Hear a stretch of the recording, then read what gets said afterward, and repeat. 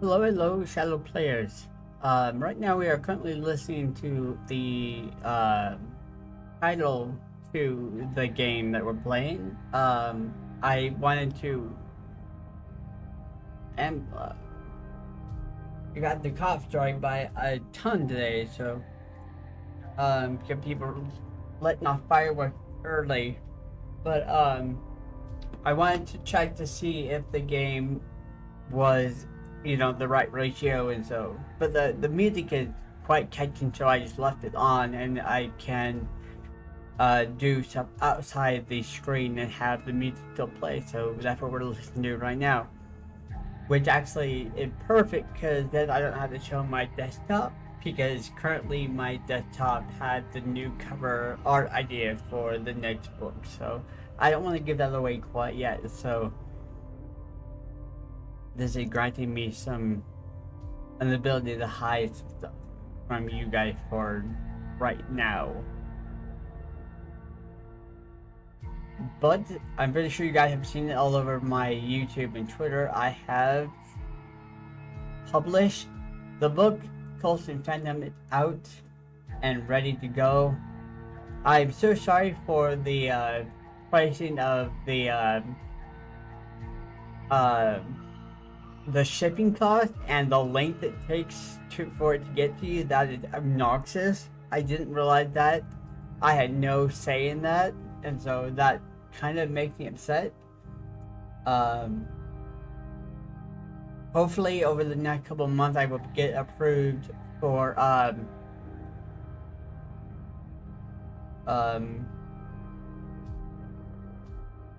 I will get approved for it to be globally distributed and be on Amazon and stuff. So it'll hopefully be a bit easier the uh, on the shipping cost, which is fucking asinine.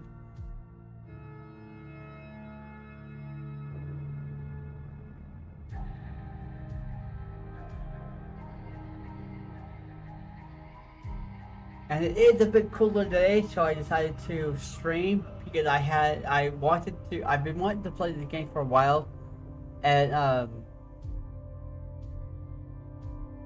I've just had it sitting on my desktop ready to go. And so since it's a bit cooler today, I'm like, well, why not? Let's do it. So we're gonna do it. We're gonna play.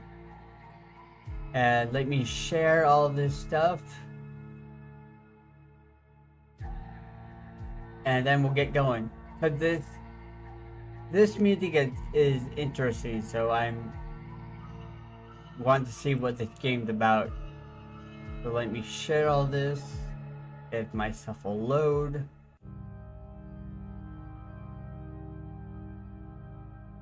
So it is a very story narrative. What the story is, I'm not sure what else it entails. It's just a story. So let's get out of YouTube and let's just begin.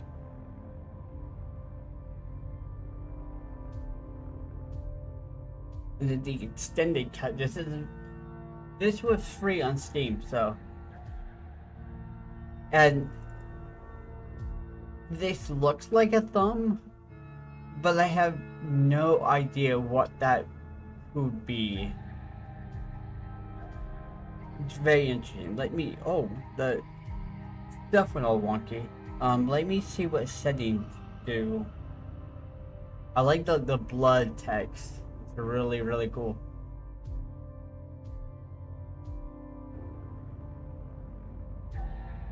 Let's have a large size.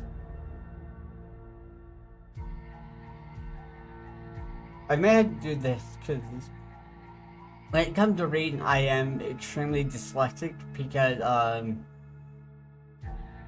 I have to read out loud.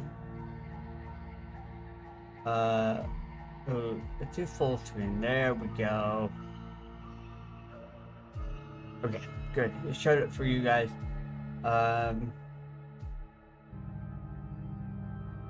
Auto forward time.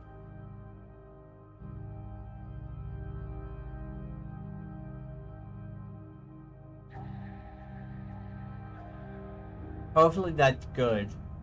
I want to have the most amount of time for me to be able to read everything, so we're gonna have large so I can see it, so I can quickly skim through it and read it. So, um, okay, let's start from Mother Matron. Mother Matron, what are we in for? The game contained graphics not suitable for children, though easily disturb player discretion advised. All right, very nice. Give it to me. Graphic content always fun. If it's not too content warning. Oh wow, like a detailed overview of the potential select sensitive content. That's really cool. I like that. That is really nice. The mother matron love you and consider you healthy, incredibly important. Mhm. That already give me bad vibes. The premise, the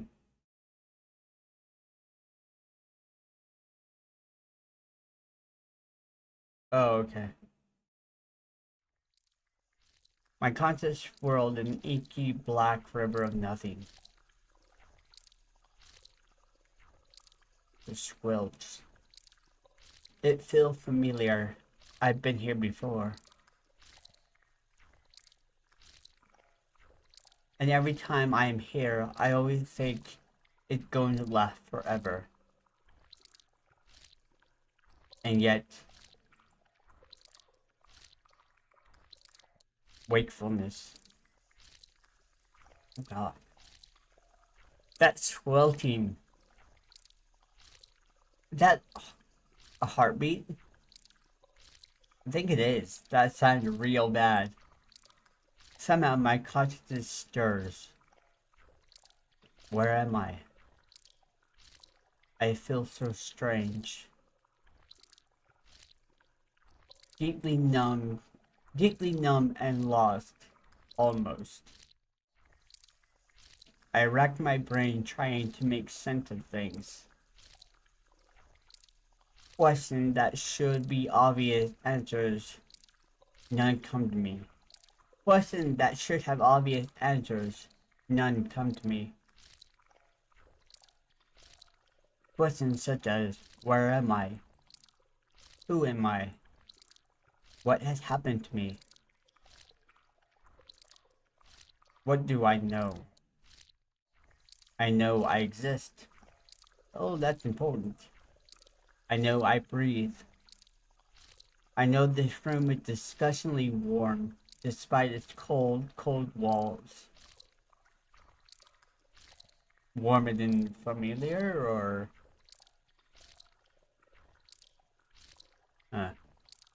I know that horrible wet sounding is driving me mad. Yeah, ain't that the truth?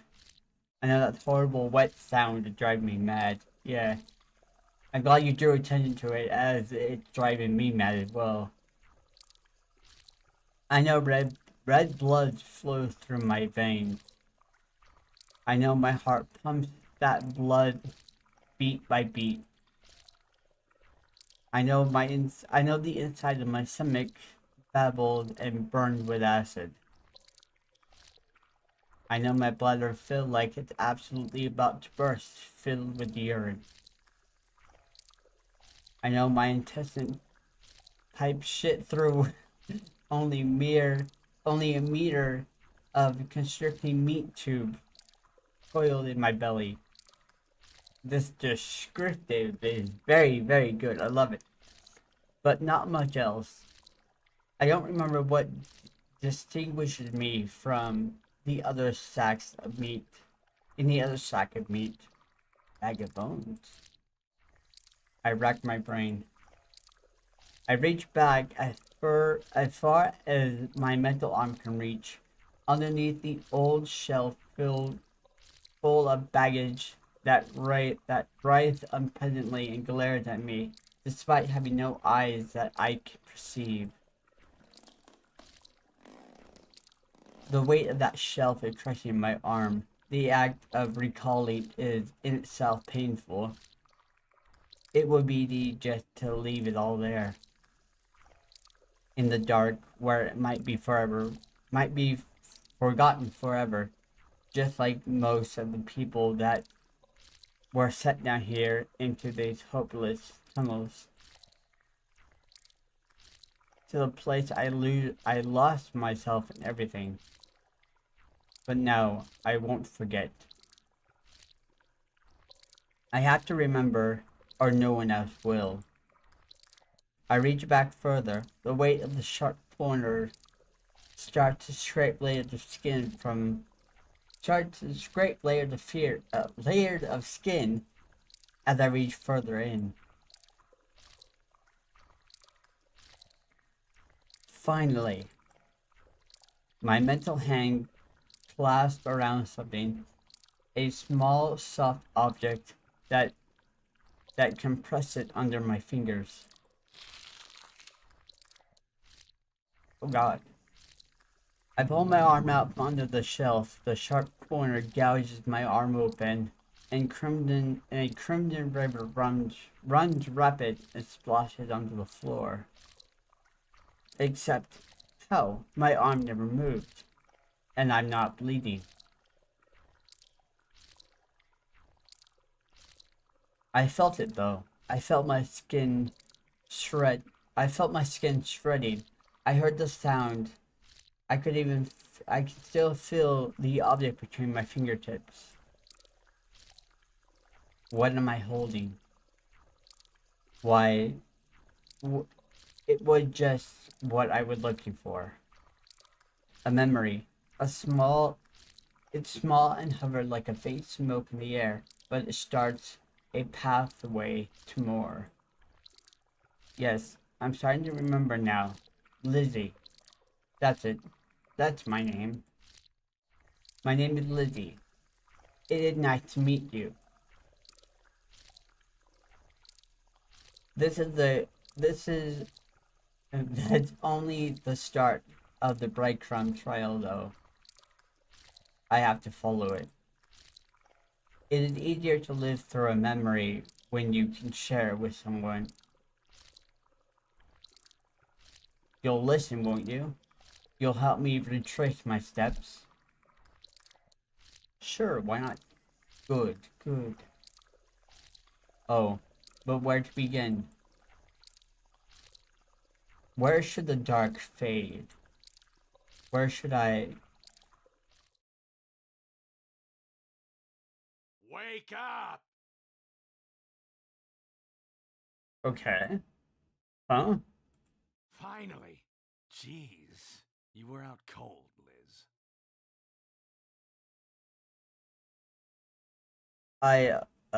What?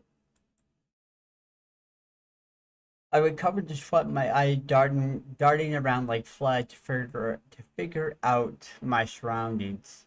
I was, I was in a hangover of a deep dream that clung to me like glue. In front of me were blurry shapes of a person, a boy, a young man, male yelling, male at least. He's staring at me with concern and frustration. Where where am I? Who are you? He frowned at me. You really were out there to the world, huh?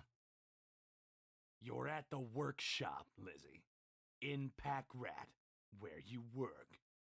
And I'm technically your boss, though I like to think we're all on the same team here. My name is Fred. Alright, Fred. Starting to ring any bells yet?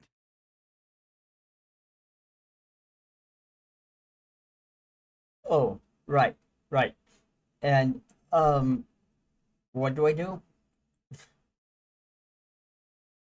Looking at him now, Fred gave me the impression of a chubby bear. His face His face almost had a snout. His nose twisted back and forth when he had not talking. Maybe it's the dust irritating his nostrils. He pinches the bridge of his nose and closes his eyes. Please tell me you're kidding.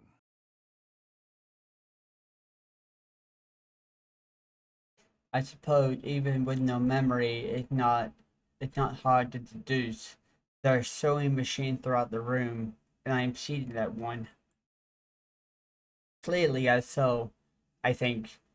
I may have even have sewn the sweater I'm wearing.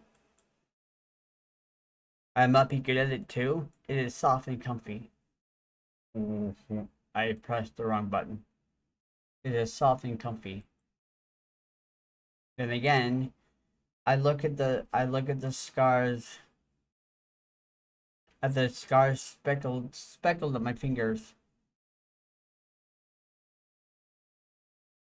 Were they scarred of experience or scarred of clumsiness? Let's say they were the former. I let out a little chuckle and a smile. Yeah, I am. Are you going there, huh? In truth, I was only half kidding, but I hoped, I'd start remembering the other part after once I woke up more. Fred didn't find the joke quite as funny. You people sometimes. My people? What are you meaning, like, you people? Tell you what, Lizzie. You're clearly running low on steam. I really shouldn't do this, but you need the rest. The Mother Matron won't appreciate your slacking. Perhaps you can make it up in the coming weeks. Okay. Go home, get some sleep. Maybe stop by Spruce's clinic too. Get a checkup. You have 2 days off, max. Oh. Alright. Okay. Okay. I'll go home. Except, where was home? Wake up, me! I sat there for a moment, trying to remember where to go.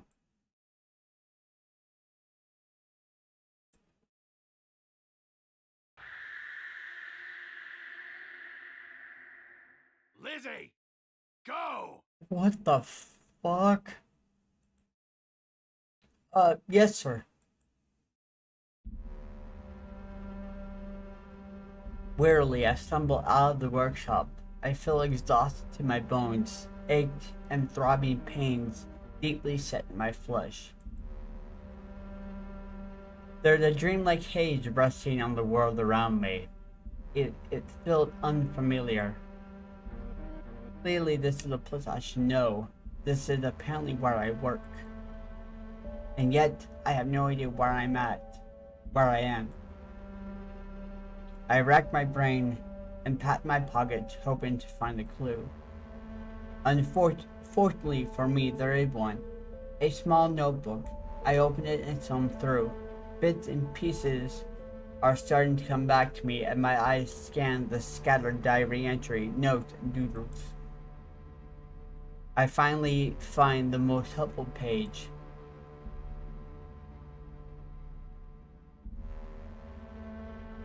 Right. I'll remember better now. So,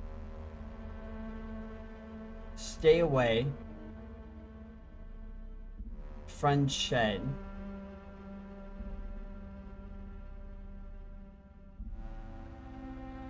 The buff was correct. I was in the pack rat right now. Named so because of how densely filled the area is. Every building here is some kind of workshop or storage zone.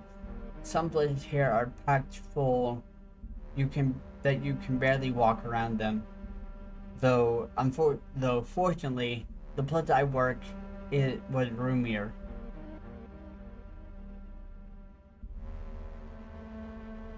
more broadly speaking, I am in the bordering, the tower city I call home. A secluded place includes in the makeshift walls. The makeshift walls made from everything was available: scrap metal, furniture, repurposed rubble. Outside the walls are an endless miasma of fog that obscures things. No one really seeing what's out there. Anyone that attempted to explore the mist had never returned.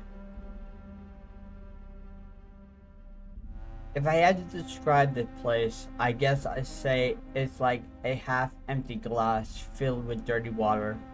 The glass is fragile too. Does this make any sense? Sure. Well, it does to me anyway. Most important, more important than metaphor though, I know where home is now, and I can feel it. I can feel it in deep in my bones that I need sleep. Though the detailed map leaves something to be desired. Thanks, me. All figured out. My memory is just hazy from being tired. And so I pick a direction and start walking. The wandering The winding streets don't make much sense to me, but I follow them all the same. I am alone, but muffled voices keep me company. Sometimes muffled sobs, too. I try not to focus much on them. I think I used to in the past, but my heart can't take it. Nothing I do can even Nothing, nothing I do can. Hold on. Nothing I could do even if I wanted to anyway. God, why did I struggle with that sentence? Everyone got something for the collective. Everyone got their job as I had mine. Whatever the Mother Matron needs of us. My shoes are old and worn, only offering a meek defense against the hard asphalt streets. They fit well though, and the ground is dry today. They get the job done. They're like everyone here in a lot of ways. Doesn't matter how weathered you are. The fact that you're still together means something in you is strong enough to keep you together. And that makes sense. I love it. May your spirit grow like the calluses on working hands, or on the sole of your feet. So the Mother Matron says. That is perfect. I love that. In other words, what doesn't kill you makes you stronger. You grow through adversity, and by the end of everything, you're a better person. You're a better person. You're the best person you can be. I mean, you can only hope that you are.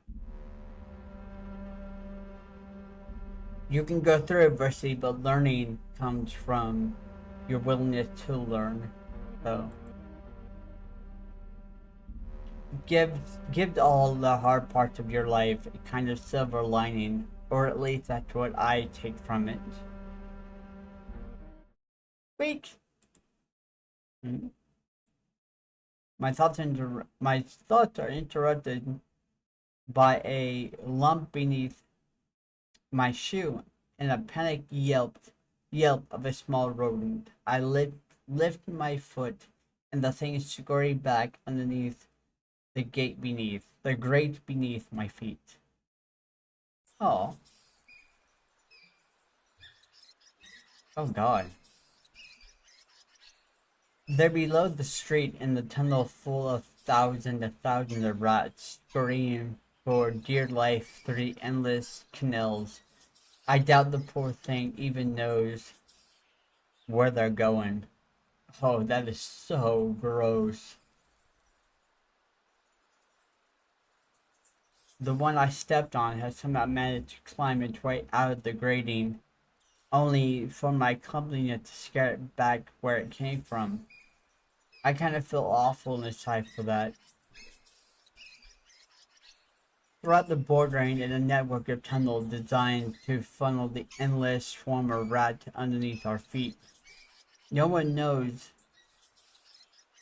No one knows where the little critter came from, but they flow like water beneath the streets. They actually do, and that's really, really fucking gross. Thousands upon thousands of rats compacted against each other, covered in filth and God knows what else. Matter ways clump their hair in clumped in their fur. Our primary source of protein. Some kids have to fish for rats, sorting through one that are too sick or diseased to eat, only healthy ones enough for consumption. Oh, that's so wrong. Oh, man. The yield is never particularly high. The rats the rats never particularly taste good unless you know how to prepare them. The one I stepped on may have been rather spry, poor thing. I could only hope maybe my unintentional invitation gave it more time before some kid impaled it on the stick and roasted it. Blah. I don't want to waste time thinking of this anymore. I don't want to think about this anymore. I decide to walk to Spruce Clinic. Okay. Hello? Spruce? Are you here? You here? Yes, yes, I'll be right there. Stitching someone up back here. Please, take a seat. Okay.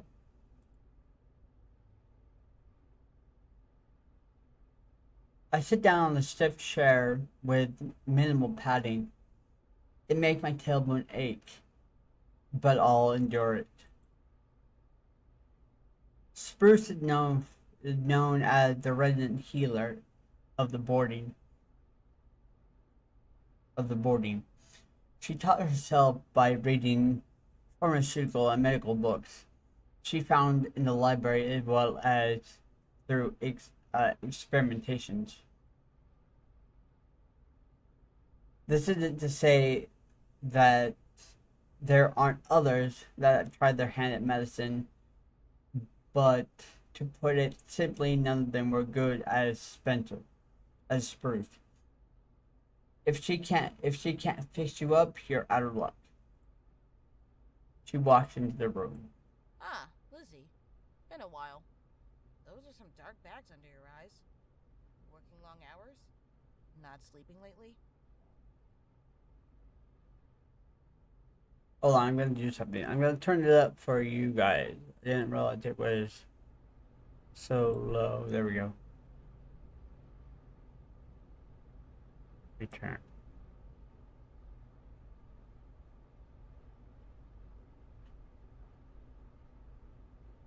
Guess not. Huh. I passed out at work today. Fred told me I should see you. She rolled her eyes and give me a fake laugh. Ah, of course he would. You have to be sick. It can't be his fault at all, right? Jerkwad. All right. Let's give you a checkup anyways. Follow me to the exam room.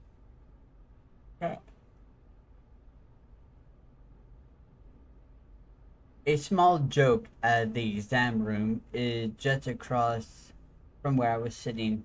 She gestured me to sit on one of the beds, and after doing so, she does her usual routine. check my blood pressure, pulse, shine the light down my ear, nose, mouth, lightly strike the melt on my knee. She goes around the room noticing that it's gone under some renovations since I last. Oh, I look around the room noticing that it's gone under some renovations since I last visited. I'm amazed you found time to decorate your place. It's looking good. Oh, thanks. I squeeze in a little here and there. Usually when I have to watch someone close while they sleep.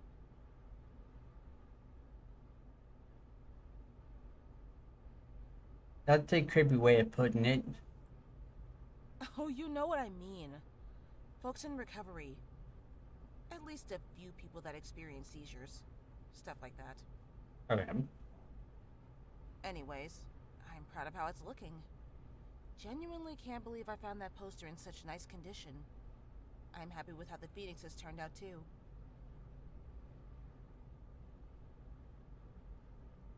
I look toward the bony fellow at the side of the room. So this person right here. What about him? Is that a real skeleton? Spruce checked my heartbeat and my lungs using a stethoscope. No, it's plastic. A patient that scabs and junks a lot gave to me as a thank you. Trust me, if I wanted to get a real skeleton, I wouldn't have to look very hard. Oh. Really wish I had a skull, though.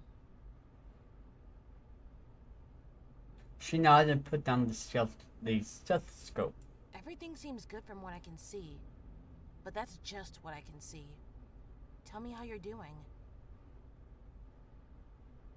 Anything odd lately? Odd sensations, pain, nausea, shortness of breath, stuff like that?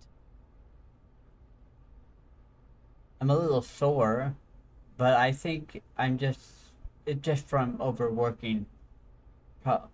Maybe bad posture and being tired. And I've been seeing things. Hmm?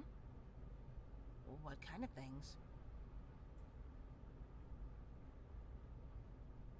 Sometimes I'll be standing there and the world will suddenly shift. Like right before my eyes, it turned into something horrible. Horrible sounds. Flesh growing where it shouldn't be. Things that aren't really there. My heart started beating really fast. I freeze. Terrified. But just like that, the world is back to normal. And I'm panicking over nothing. My dreams are really strange too. Mm-hmm. Hello? You don't believe me, do you? She shakes her head. Wasn't what she meant. I actually do believe you. Just thinking. Oh. Wish I could say this is the first time I've heard something like that. Oh. So it's not new. It may be comforting, but seeing the world shift is maybe cause for alarm or something foreboding coming, possibly. But Well, some of the mumblers I'm taking care of now said stuff like that. Before they turned. turn. Hold on. She is really quiet. I'm having trouble hearing her, and I am all full of volume. So what I need to do, I need to come back here. Hold on, we're shifting stuff a little bit.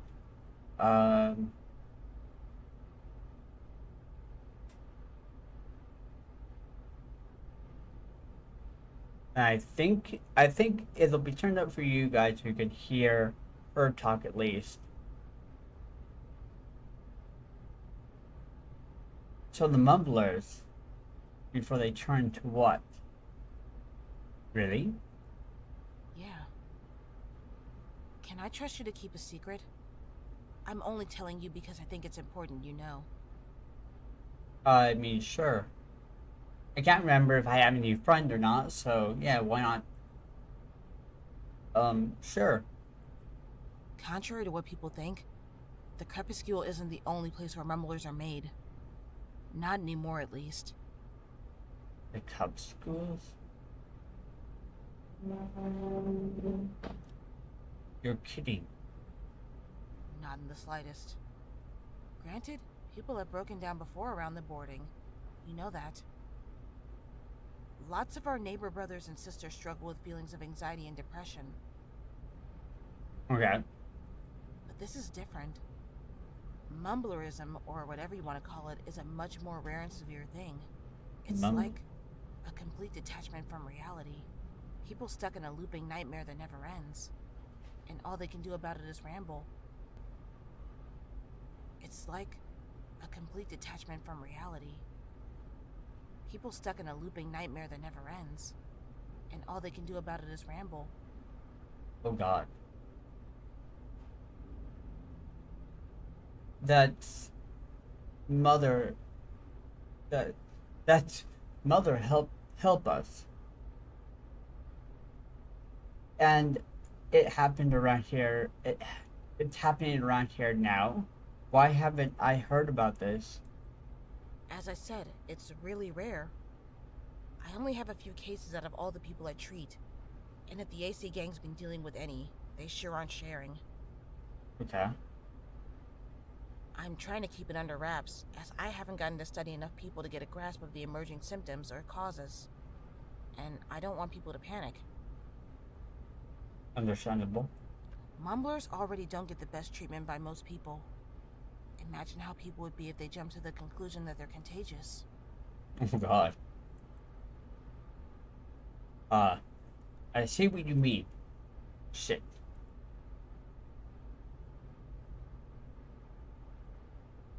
To be clear, I don't want you to jump to the conclusion that that's happening to you. I mean, I hope not, but it may be a possibility. You might simply be having sleep deprivation-induced hallucinations. Or maybe some gas from junks is making the air a little funny. Hell, maybe the shit you... What? She stopped herself for my sake. I mean, shipyard. It's just more rank than usual. I thought it important to warn you, though. I thank you for that. For now, I'll give you some medicine that should help with the anxiety. Stop back for regular checkups, and we can keep an eye on it. See how it develops. Alright. What's gonna be in it? It's a mix. Shit, I keep pressing the wrong button. It's a mixture of lavender, Valium, and lemon balm, St. John wort, and some other stuff that makes it taste good. My latest, and so far most effective concoction, and so my patient tell me. Thanks, Bruce. Anything else worrying you today? No, I think that's it. Fred gave me some days off to go sleep, so I'll do that once I leave. Alright, that's good. I don't see anything else abnormal with you, so I think we're done. Oh, I'll give you some tea that you can drink that can help you fall asleep if you have trouble, just in case. Alright. While I go get stuff together for you, can you run that bucket of food over there to the shack out back? The Mumbler Shack? Yeah. It's about lunchtime, and they need to eat. Would you mind? No, of course not. Not at all. No, not at all. Great, thanks. There's keys hanging up by the door. Alright. I grabbed the bucket, which is full of carefully assembled sandwiches wrapped in paper and bottled of water. I exit to the back door, which leads to a small yard with a small, roughly shed-sized building might slightly larger than that. Maybe slightly larger than that. I never like coming back here, as ashamed that I am to say. It was always good to help mumblers, but I mean, I can kind of hear them from here, and it's very upsetting. Just endless word salad. I tried to, if I want to try to, oh, I know that word, I don't know how to say it. To parse what they're saying, you have, you get these horrible, vagrant misery, if you wish, that you wish you could unhear. They can't help it though, and I shouldn't feel threatened even if I find it uncomfortable. Mumblers are harmless. I repeat that to myself. They unlock the door. I unlock the shack door and enter.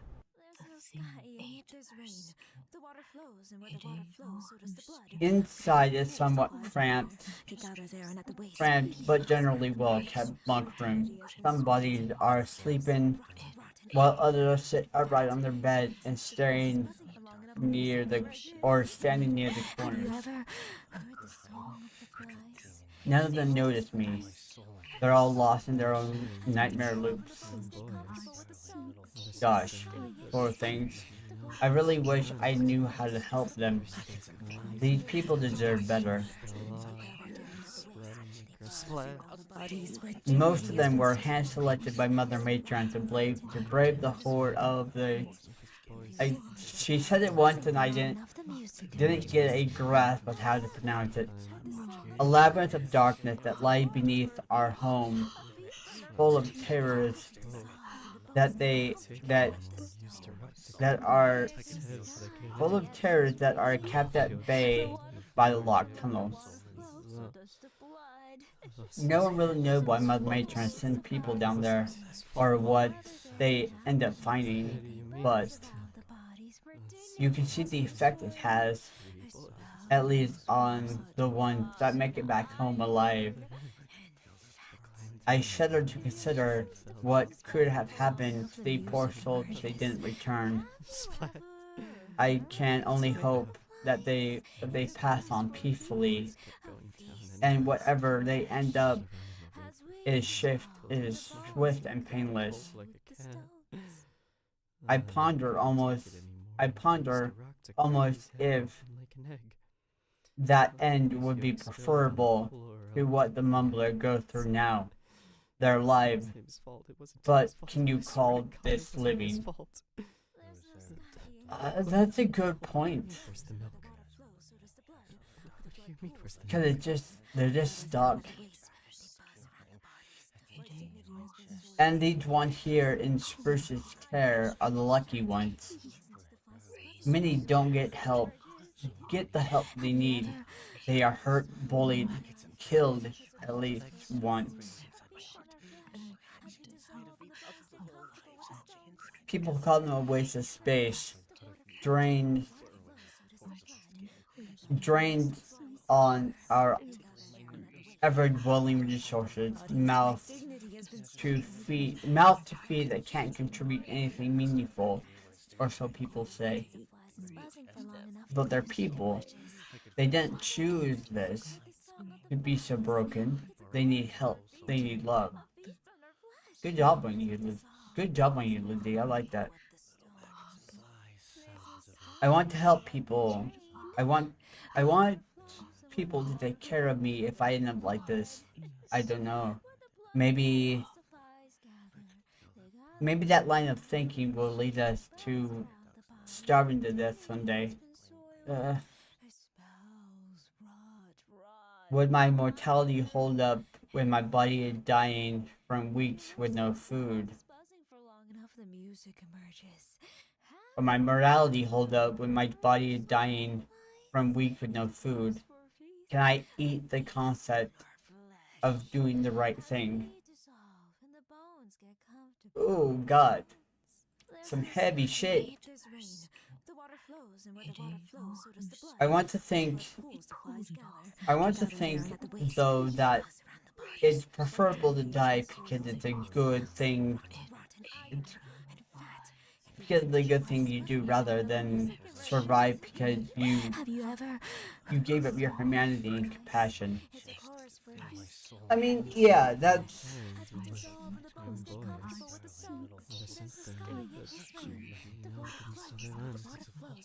once you lose your compassion or humanity, there's really no. I don't know. I find that really hard to accept. Like having a person be like stay alive. I'm not sure how to phrase that. She's doing pretty good at describing stuff, and but it does spark the question of, are these people worth keeping alive if the resources are dwindling? But there's always a reason why were they sent down there, so maybe we can stop it.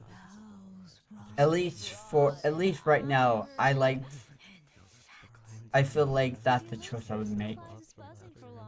Anyway, I've been kind of standing here holding the bucket of sandwiches and water for a while I was lost in thought. My arm is shouting at me to give it a break. I dropped the bucket in the middle of the room. Do they like come and get the sandwiches one themselves? The Spurs feed it to them later? Huh. A question I will seek the answer to another day. I leave and gently close the door behind me. I get my medicine from Spruce on the way out of the shed and head home. Feeling my body already starting to power down, I walk through the door to a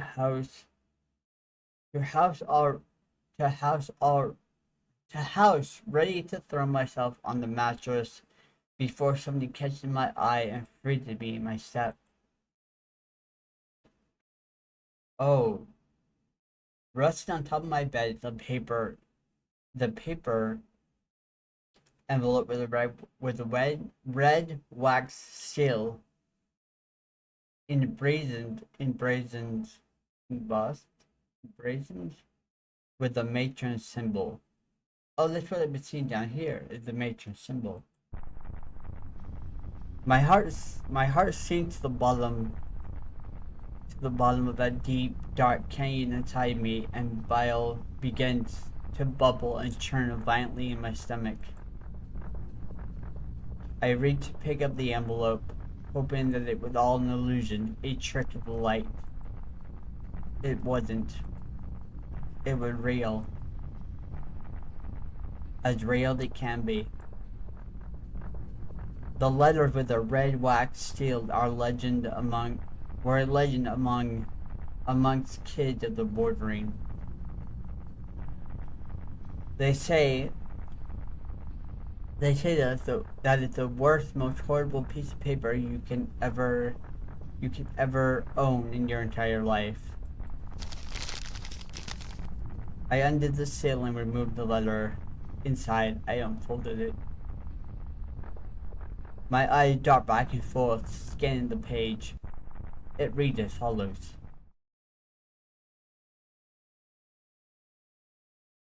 Oh, my dear child, the very thought of you warms me so. Oh. Seeing you and your siblings grow through the years is always my special delight. I give so much of myself every day to ensure you all remain safe and secure inside these walls. Alas, I cannot do everything on my own. Every so often, I must rely on my children's support to do what must be done for the collective good, even if it means sending my darlings into the jaws of danger. This letter is to inform you that you have been personally selected to become a surveyor This is a title of great honor, bestowed upon those that will brave the depths of the crepuscule for your mother matron's pride, as well as the continued survival of the boarding. You will be paired with 2 boys named Pucks and Rich. As soon as you receive this letter, you are to meet with them, make preparations for your journey below, and visit me at my dwelling in Mother's Tower. Attempts to shirk your duty will be met with severe punishment. Look at that subtle threat.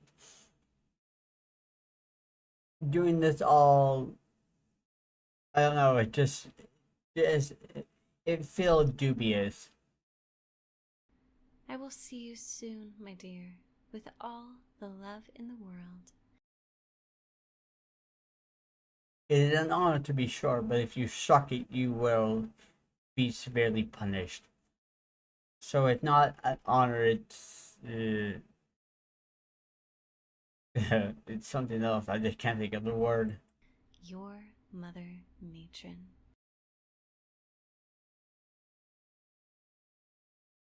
I stared at the letter, my leg began to wobble.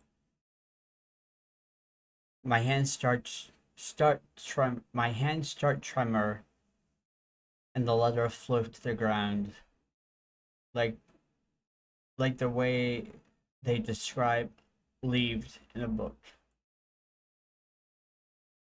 I start breathing fast and hard, my entire body quakes. My eyes roll back into my skull, and I pass out and collapse to the floor.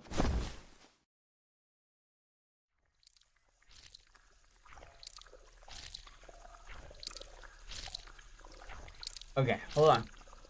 I'm gonna save it.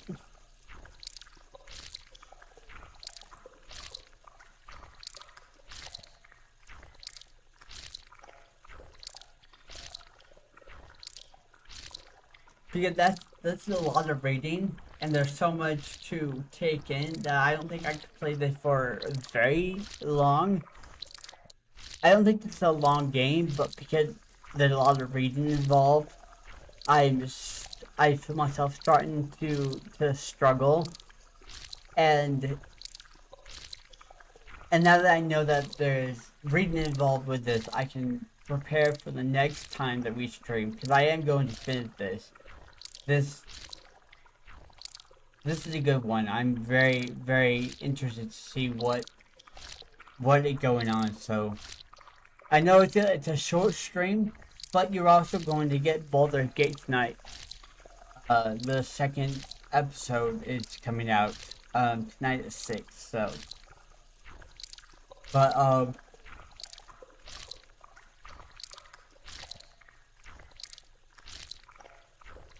I won't be streaming tomorrow, probably because it'll be too hot. But I'm going down to Emmett tomorrow. I'm going out with friends, so I will stream when it doesn't hit over 90 degrees, just to be on the safe side. So, but for the time being, I'm gonna leave that there. That was good. The scripted of everything going on. That was so cool. I love it. And I have to train myself to read slowly and clearly. And it's really, really hard for me. So I'm hoping I didn't mumble my word too much. And I just hope that you could hear. So, but we will continue this in the next couple of days when it's cooler. So hopefully during this week. So, but yeah. So that was the first episode of Mother Matron. We're going down to the tunnels, I guess. That'll be fun to see what the hell the Mumbler saw and what caused them to kind of get stuck in that loopy nightmare. What I'm thinking is perhaps it's something that is known to the Mother. Like, they start having these where the world shifts. She can like sense them, or she knows like how certain people have them. and she waits for that to start to show and then send them down into the tunnels. At least that's my running theory right now, and the voice that Liz is going with. Perhaps they are starting to see the shift in the world as well, and then we're drawn to go into the tunnel. So I don't know. We'll see. We'll definitely see. I'll definitely be playing more of this when I'm able to. So, but I'm gonna do this because I don't want to show my desktop. So, and I really don't want to listen to the heart beating. So, I'm gonna get. So we saved it. We got back to whatever room that is. It looks like an operating room. So we're back at that, and then we'll see what happened from there on out. But I want to thank you guys for watching it both on stream and off stream. It means a lot to me. I'm sorry I haven't been streaming much. In this heat, it's just too hard to stream. I don't want to fry my computer, so. But I definitely look for times when it's not as warm, so I can do it. So, and today was that day, and that game not really demanding, so I might be able to get away with it, doing it sometime later this week. So, but yeah, I gotta go. That was starting to hurt my throat, so yeah. Thank you guys. Remember to like and subscribe, and yeah. Thank you. See you guys later.